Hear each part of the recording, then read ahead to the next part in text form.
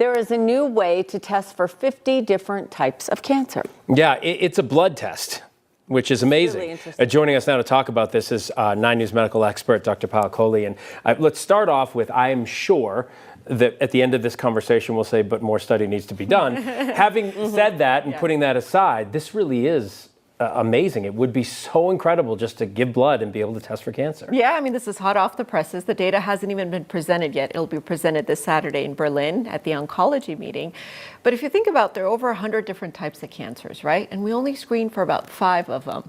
And most of the cancer deaths, 70%, come from all the rest of the cancers that we don't look for. So as you said, Phil, if we had a blood test that could augment the screening that we currently have, that could look for little fragments of DNA given off by the cancers, that doesn't just tell you if you have cancer, but tells you which type of cancer you have, you could imagine obviously much earlier detection and a population-wide approach that would work. Direct treatment for that specific type of cancer. That's exactly right. And it would be a big thing if people would say, can you replace the colonoscopy or mammogram? Not enjoyable procedures, but I'm guessing no. I'm going to say no, absolutely not. That's a hard no. And that's actually one of my worries about this test is that people stop doing the regular cancer screening because you're just looking for fragments or markers of the cancer. It doesn't necessarily mean every cancer is going to give them off. So if you have 100 people who get this test, 99 will test negative. 1 person will test positive, okay? That's the performance of the test.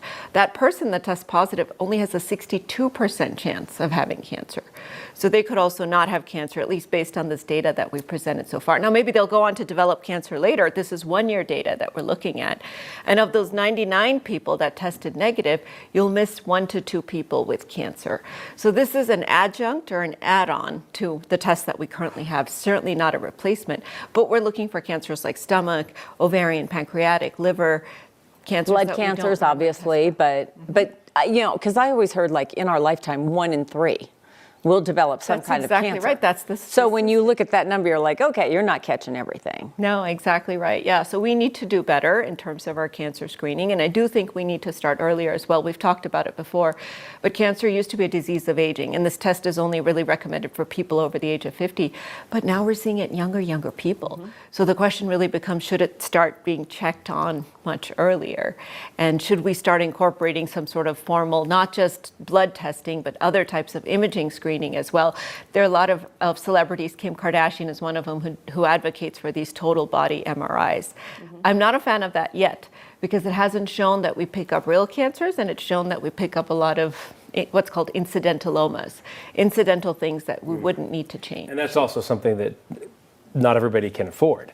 Like right now, if insurance isn't covering that, Kim Kardashian's great to do that, you know, once every however long she wants to do it. But other people, you know, making what the rest of us are making, no. Well, so, it does create a divide for sure. Absolutely. And this test is $949. It is available. This blood test. Yes, exactly right. You need a prescription for it, but that's also not something everybody can afford on an ongoing basis because you don't just test it once. The idea would be to you have to do it every year? Repeatedly, exactly, to try to. Do you think the more we do it, the better we'll get at it? I mean, so they're presenting these now, and this is what it is, but 5 years from now, it could be much more accurate? Yes, and that's what I'm hoping, that it's ushering in an era where we're being smarter, where we're using predictive technologies like artificial intelligence. We're using the combination of what's called biomarkers, blood tests, in addition to imaging, in addition to what's called polygenic risk scores, looking at your genetics and having it predict what your risk of cancer, put all that together, and then give a personalized cancer screening plan for every person so everybody doesn't get the exact same cancer screening. That makes so much more sense. Absolutely. And the bottom line is everybody who's listening to us right now has been affected by it, knows someone who's been affected by it. Anything that could have kept my dad alive, I'm for. So, thank you, Dr. Coley.